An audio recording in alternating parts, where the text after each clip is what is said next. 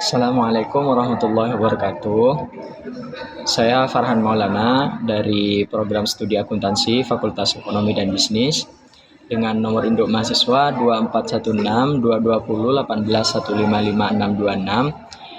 155626, yang mana saya ingin mempresentasikan tentang tugas ujian tengah semester Pancasila di Universitas Widyagama, yaitu yang mana materinya tentang Pancasila dalam kajian sejarah, Pancasila dalam perspektif ideologi, dan Pancasila dalam filsafat, seperti itu.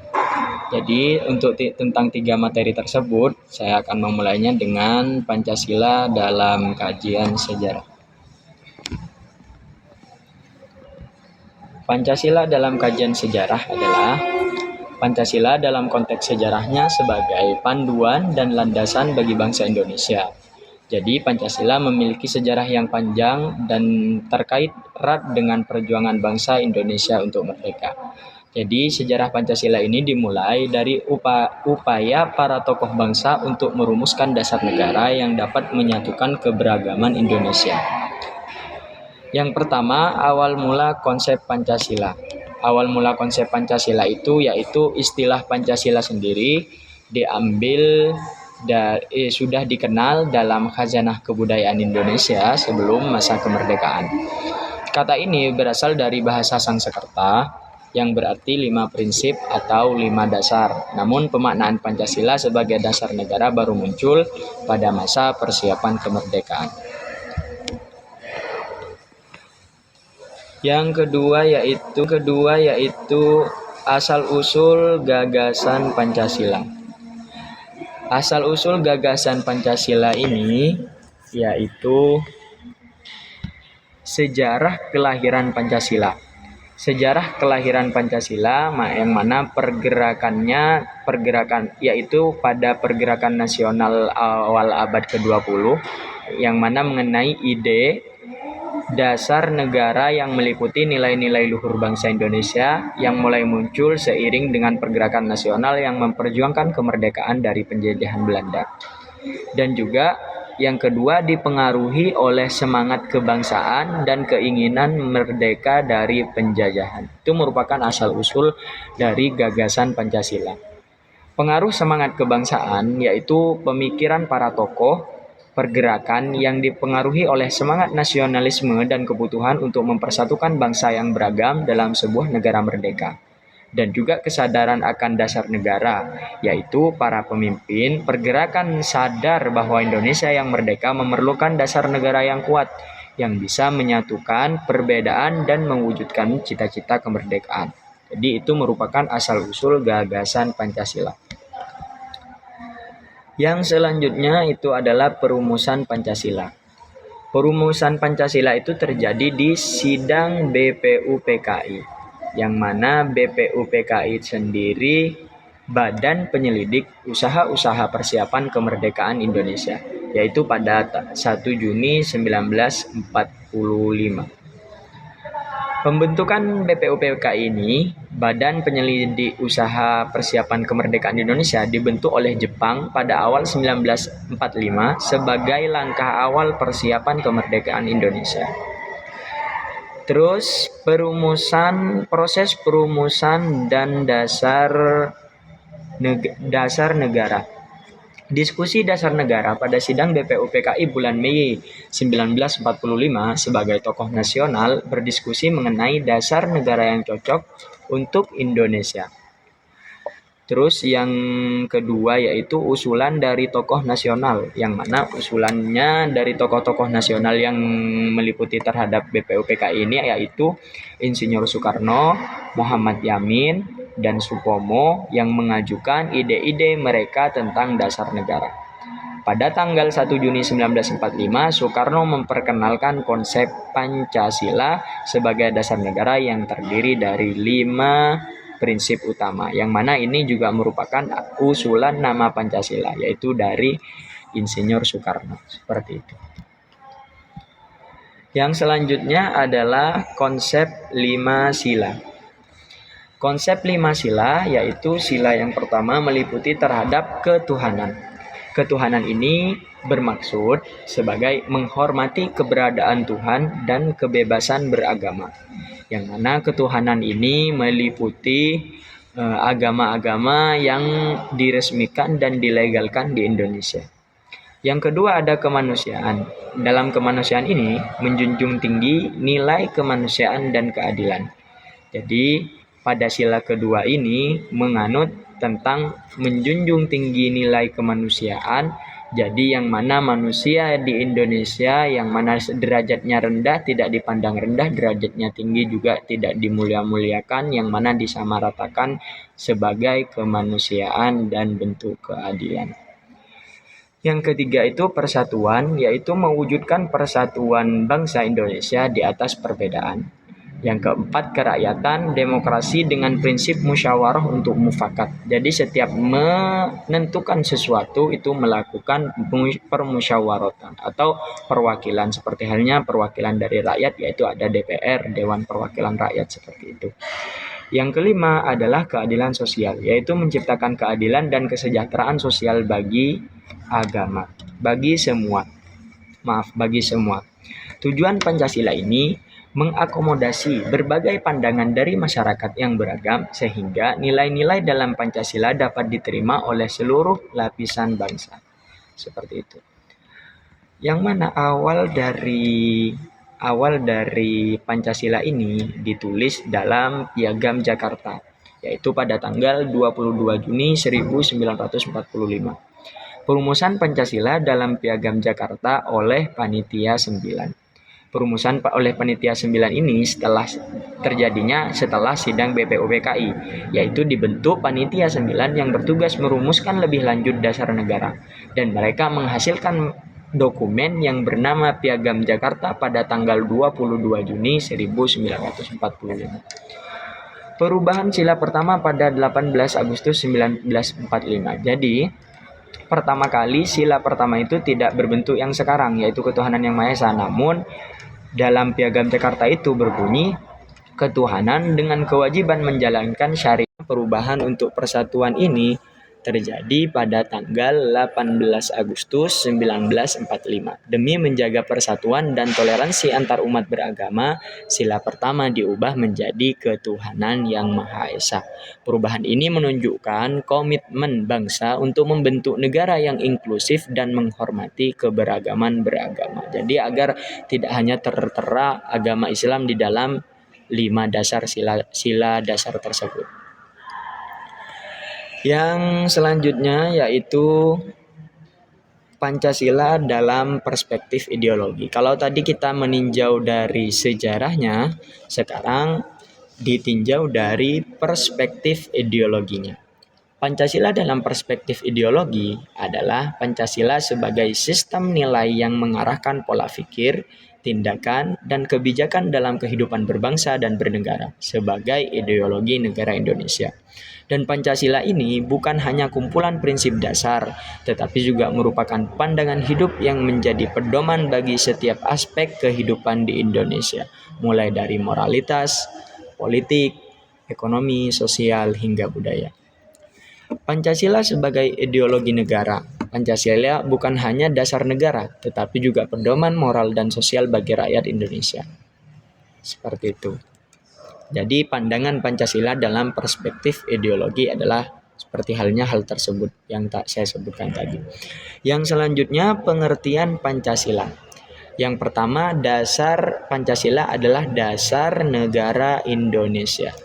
Pancasila adalah dasar negara Indonesia yang berisi nilai-nilai luhur sebagai panduan dalam kehidupan berbangsa dan bernegara.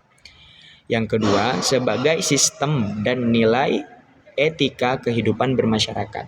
Sebagai sistem nilai maksudnya Pancasila mengandung prinsip-prinsip yang dipegang teguh oleh seluruh lapisan masyarakat. Jadi, sistem dan nilai yang ada di dalam sila dasar itu merupakan etika kehidupan dalam bermasyarakat di Indonesia. Yang ketiga, sebagai alat pemersatu bangsa yang beragam. alat pemersatu bangsa yang beragam. Sebagai alat pemersatu, Pancasila menyatukan bangsa Indonesia yang beragam baik dari segi suku, agama, maupun budaya. Seperti halnya ada suku Jawa dan juga ada suku Batak atau suku Madura lah. Jadi semua suku yang beragam tersebut disatukan, yang mana disatukan oleh Pancasila, karena pengertian Pancasila yang salah satunya itu adalah sebagai alat pemersatu bangsa yang beragam. Selanjutnya, fungsi Pancasila sebagai ideologi. Fungsi Pancasila ini sebagai ideologi. Yang pertama sebagai panduan hidup bangsa. Jadi ketika dilihat dari ideologi Pancasilanya, fungsinya itu yang pertama itu panduan hidup bangsa. Panduan hidup bangsa ini Pancasila memberikan pedoman mengenai bagaimana rakyat Indonesia seharusnya bersikap dan bertindak dalam kehidupan sehari-hari. Jadi bagaimana masyarakat itu bersikap ataupun bertindak itu harus memenuhi apa yang ada di dalam Pancasila. Contohnya, ada orang yang dia sudah berlaku adil, dia sudah berkemanusiaan, melakukan persatuan dengan beberapa ragam budaya, namun dia tidak memiliki Tuhan atau bisa disebut ateis, maka dia tidak memenuhi sebagai fungsi Pancasila yang pertama, yaitu ketuhanan yang Maha Esa. Yang kedua sebagai pengingat kebinekaan. Pengingat kebinekaan ini Pancasila mengakui dan menghormati keberagaman yang ada di Indonesia dan menjadi alat untuk menyatukan perbedaan tersebut. Jadi sebagai penyatu kemerdekaan yang mana pengingat kebinekaan ini, Pancasila berperan untuk mengakui dan menghormati keberagaman yang ada di Indonesia. Yang ketiga sebagai pedoman dalam pengambilan kebijakan. Pedoman dalam pengambilan kebijakan ini, nilai-nilai Pancasila itu menjadi dasar dalam membuat kebijakan. Jadi ketika membuat kebijakan sesuatu harus dilihat dari aspek Pancasilanya, karena itu merupakan 5 dasar yang ada di Indonesia, baik di tingkat pemerintahan maupun masyarakat. Seperti itu. Dan yang keempat, penjaga identitas nasional, yang mana Pancasila melindungi dan mempertahankan identitas bangsa Indonesia dari pengaruh budaya luar yang tidak sesuai. Jadi ketika ada budaya luar yang tidak sesuai dengan 5 dasar yang sudah memang ada di Indonesia, yaitu Pancasila, maka Pancasila dilihat ditinjau dari fungsi sebagai ideologinya, yaitu sebagai identitas nasional. Jadi ketika disebutkan Pancasila, maka itu orang langsung pikirannya ke Indonesia, karena memang yang beridentitas Pancasila itu adalah bangsa Indonesia. Selanjutnya, makna Pancasila. Makna Pancasila merupakan filosofi dasar yang terdiri dari 5 sila, yaitu ketuhanan yang Maha Esa, kemanusiaan yang adil dan beradab, persatuan Indonesia, kerakyatan yang dipimpin oleh hikmat, kebijaksanaan dalam permusyawaratan perwakilan, dan keadilan sosial bagi seluruh rakyat Indonesia. Setiap sila memiliki makna dan prinsip yang menjadi landasan bagi bangsa Indonesia. Jadi makna Pancasila ini satu persatu mempunyai prinsip tersendiri. Sila pertama punya prinsip, sila kedua punya prinsip, sila ketiga dan seterusnya juga punya prinsip, yang mana prinsip-prinsip tersebut mempunyai keterkaitan antara satu dengan yang lain. Yang selanjutnya Pancasila sebagai ideologi terbuka. Yang pertama, ciri ideologi terbuka itu adalah beradaptasi dengan zaman, yang mana Pancasila sebagai ideologi terbuka memungkinkan adaptasi terhadap perubahan zaman tanpa mengubah nilai-nilai dasarnya. Walaupun zaman yang semakin canggih, zaman yang semakin modern, itu tidak akan mengubah terhadap dasar dari Pancasila, karena Pancasila adalah dasar dari negara Indonesia. Yang kedua, yaitu nilainya fleksibel namun tetap kokoh. Nilainya fleksibel namun tetap kokoh. Pancasila sebagai ideologi yang fleksibel. Pancasila tetap relevan maupun ada dinamika sosial, politik, dan juga ekonomi. Jadi mau masuk ke aspek manapun dalam Pancasila ini dalam secara ideologi itu terbuka, jadi bisa masuk kemanapun seperti itu. Dan yang ketiga, menerima perkembangan tanpa mengubah esensinya. Yang mana pengembangan nilai-nilai Pancasila ini dapat dilakukan selama tidak menghilangkan esensi dan makna dasar dari tiap sila. Jadi, makna dasar dari tiap sila tidak akan berubah walaupun Pancasila ini menerima tentang perkembangan-perkembangan zaman seperti itu. Dan yang selanjutnya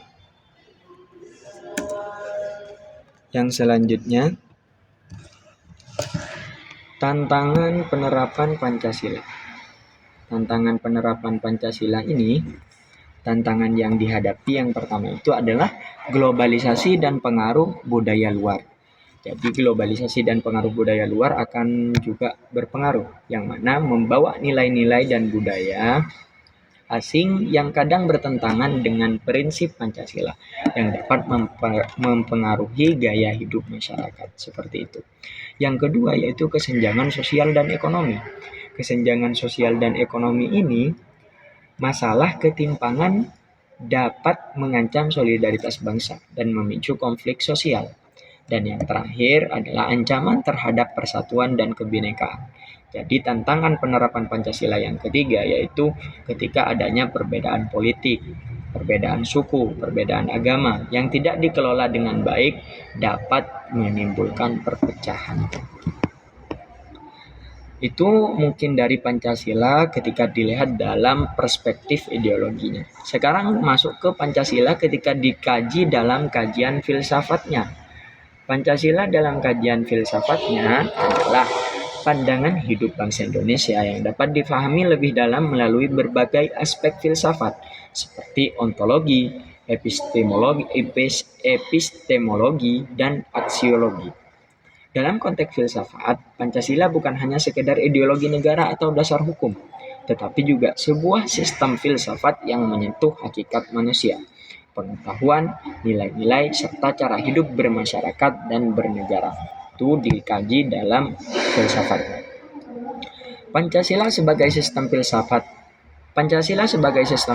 itu Pancasila yang pertama, Pancasila sebagai dasar negara. Jadi kalau dilihat dari filsafatnya itu yang pertama, Pancasila harus menjadi dasar bagi negara Indonesia. Pancasila bukan hanya sekedar ideologi politik, tetapi juga mencakup sistem nilai yang membimbing kehidupan bangsa Indonesia dalam berbagai aspek, baik dalam kehidupan berbangsa, bernegara, maupun dalam kehidupan pribadi per individu warga negara Indonesia. Yang kedua, Pancasila sebagai sistem filsafat yang mengatur kehidupan berbangsa dan bernegara. Jadi, kehidupan berbangsa dan bernegara ini diatur oleh Pancasila, yang mana Pancasila bisa dipandang lebih mendalam sebagai sebuah sistem filsafat yang mengatur pandangan hidup dan memberikan arahan moral bagi masyarakat Indonesia. Filsafat Pancasila tidak hanya mengajarkan tentang bagaimana seharusnya kita hidup bersama dalam bernegara, tetapi juga mengenai hakikat keberadaan manusia, nilai-nilai kemanusiaan, dan hubungan manusia dengan Tuhannya. Jadi seperti itu. Tujuan dari Pancasila sebagai filsafat yaitu juga memahami Pancasila dalam perspektif filsafat, yaitu menjelaskan Pancasila dalam perspektif filsafat mencakup konsep dasar, landasan ontologis, epistemologis, aksiologis, serta teori-teori nilai yang terkandung dalam Pancasila. Selanjutnya, Pancasila sebagai sistem filsafat utuh. Pancasila merupakan sebuah sistem filsafat yang lengkap dan terstruktur. 5 sila dalam Pancasila saling terhubung satu sama lain, membentuk satu kesatuan yang tak dapat dipisahkan. Jadi 5 sila saling terhubung dan membentuk satu kesatuan. Yang kedua, tidak ada sila yang berdiri sendiri, saling terkaitan antar sila. Setiap sila dalam Pancasila tidak berdiri sendiri. Misalnya, sila pertama, ketuhanan yang Maha Esa, menjadi dasar bagi sila-sila lainnya. Seperti sila kedua yang berbicara tentang kemanusiaan yang adil dan beradab yang tidak bisa dipahami tanpa pengakuan terhadap Tuhan. Jadi itu antara keterkaitan antara sila pertama dan kedua. Sama saja dengan sila ketiga, keempat, kelima, yang pastinya dari mulai sila pertama sampai sila kelima itu akan menimbulkan akan menimbulkan keterkaitan antara satu dengan yang lain. Jadi tidak ada yang berdiri sendiri, seperti itu. Ciri-ciri sistem filsafat Pancasila, yang pertama keterkaitan antar sila, komprehensif dan mendalam, dan juga organis kesatuan yang saling mendukung.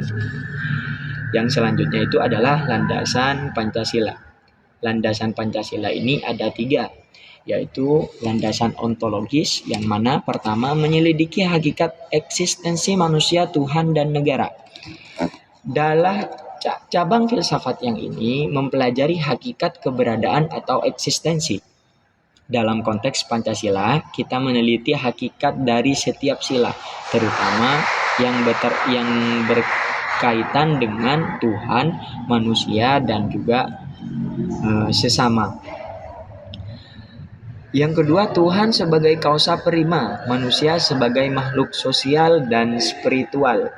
Hubungan antara manusia, Tuhan, dan negara, yaitu Tuhan adalah sumber utama segala sesuatu, sedangkan negara adalah manifestasi dari hubungan antar manusia yang adil dan beradab, yang mana Pancasila juga mengajarkan bahwa negara dan masyarakat harus berlandaskan pada nilai-nilai yang mencerminkan kodrat manusia sebagai makhluk yang adil, bijaksana, dan berpihak pada kebaikan bersama. Seperti itu. Itu merupakan landasan ontologis. Yang kedua, landasan epistemologis. Yang pertama, Pancasila sebagai sistem pengetahuan. Pancasila sebagai sistem pengetahuan mengajarkan bahwa pengetahuan tentang kebenaran dan kehidupan tidak hanya bersifat rasional, tetapi juga berdasarkan nilai-nilai moral dan spiritual. Seperti itu. Dan yang kedua, pengetahuan bersumber dari nilai-nilai bangsa Indonesia, yaitu Pancasila memberikan panduan hidup dan menjadi ideologi yang membentuk dasar-dasar pengetahuan tentang kehidupan negara dan masyarakat. Pengetahuan ini tidak terlepas dari kebenaran yang diakui secara universal, tetapi juga harus sejalan dengan norma dan nilai budaya yang ada di Indonesia. Seperti itu. Merupakan landasan epistemologis. Yang terakhir adalah landasan aksiologis. Apa landasan aksiologis itu? Yaitu cabang filsafat yang mempelajari nilai-nilai dan kriteria-kriteria yang baik dan bermanfaat. Dalam Pancasila, ini merujuk pada nilai-nilai moral yang terkandung dalam setiap sila. Yang mana Pancasila mengandung nilai dasar, nilai instrumental, dan nilai praktis. Yaitu nilai dasar itu adalah nilai yang menjadi dasar sebuah negara dan kehidupan bermasyarakat di Indonesia. Nilai instrumental yaitu nilai yang lebih operasional, yaitu norma sosial dan hukum yang dihasilkan berdasarkan nilai ini. Dan nilai praktis itu adalah nilai yang terwujud dalam praktek kehidupan sehari-hari yang diuji dalam tindakan nyata oleh masyarakat Indonesia, yang mana hal ini semua menjadi pedoman moral dan etika dalam berkehidupan sehari-hari. Selanjutnya, ini adalah teori-teori nilai dalam Pancasila. Yang pertama ada teorinya Max Keller, yang mana tentang kenikmatan, kehidupan, kejiwaan, dan kerohanian, yaitu tentang nilai-nilai hierarkis.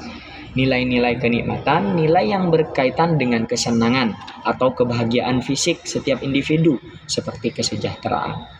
Nilai-nilai kehidupan seperti nilai yang berkaitan dengan keberlangsungan dan keseimbangan hidup, seperti keadilan dan kesetaraan.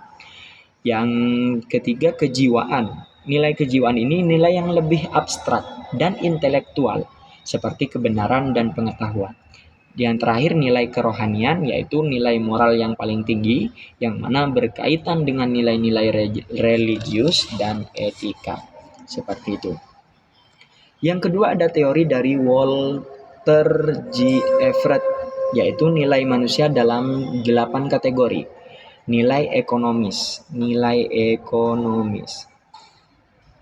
Yang mana nilai ekonomis, sosial, keindahan, intelektual, dan keagamaan.